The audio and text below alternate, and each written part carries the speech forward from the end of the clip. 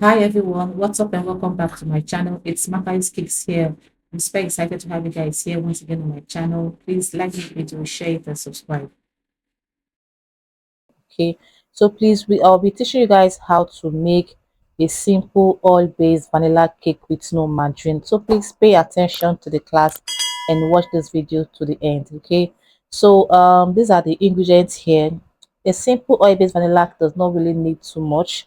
You don't need any margarine, considering the fact that margarine now is very expensive. So I have to create this recipe for my customers. Okay, so for the procedure, the first thing you need to do is, getting your eggs. Make sure your eggs are fresh. If you look at my eggs here, the yolks are separated from the egg whites, right? It means that my eggs are fresh, okay? So I've added my vegetable oil. Please use a quality vegetable oil. Added my sugar and also added the vinegar as well. And I'm adding the flavor. Now the work of the vinegar that I added just to is for extra softness, okay? And I added a pinch of salt. Please note that a pinch of salt is equals to 1 over 8, right? So I gave it a stir properly. This is almost a similar method, not really similar though, but more like close to same thing with red velvet cake, just that added vinegar, in this process to get. So the next thing I'm adding now is my flour. Please make sure that when you're baking, you don't need to over mix your cake batter.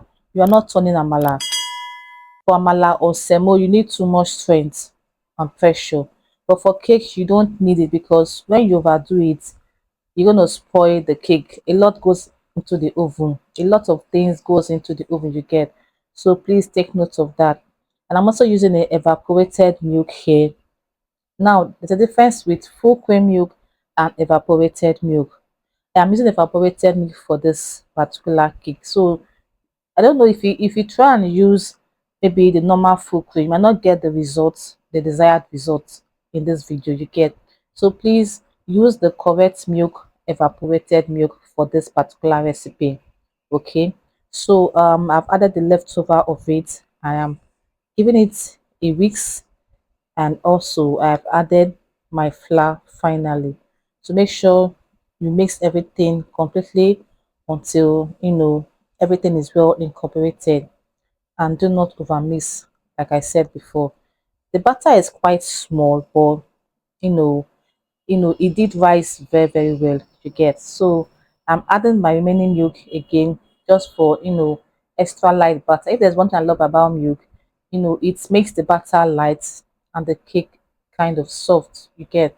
So when recipe calls for milk, please make sure that you use it, because in as much milk reduces the lifespan of cakes, it's also essential for baking. When you're using milk to bake your cake, just know that the cake will stay for 3 to 4 days. But if you don't use milk to bake your cake, make sure that, okay, if you don't use milk to bake your cake, it can stay between 5 days to 6 days and nothing will happen to it. Do you understand? So that's a tip you need to know. Okay, I've added my baking soda into my batter. If you notice, I didn't really add it into my flour. I had to add it inside my batter, you get.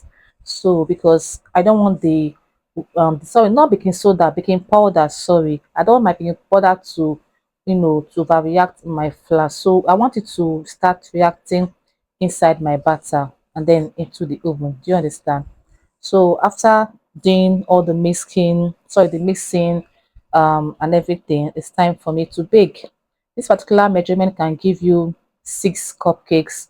That is the bigger size, the bigger cupcake liner. This particular recipe can also give you 1 cake loaf, just like what you're watching here. And this same recipe can also give you 6 inches, 1 layer. Please feel free to double the recipe as you want.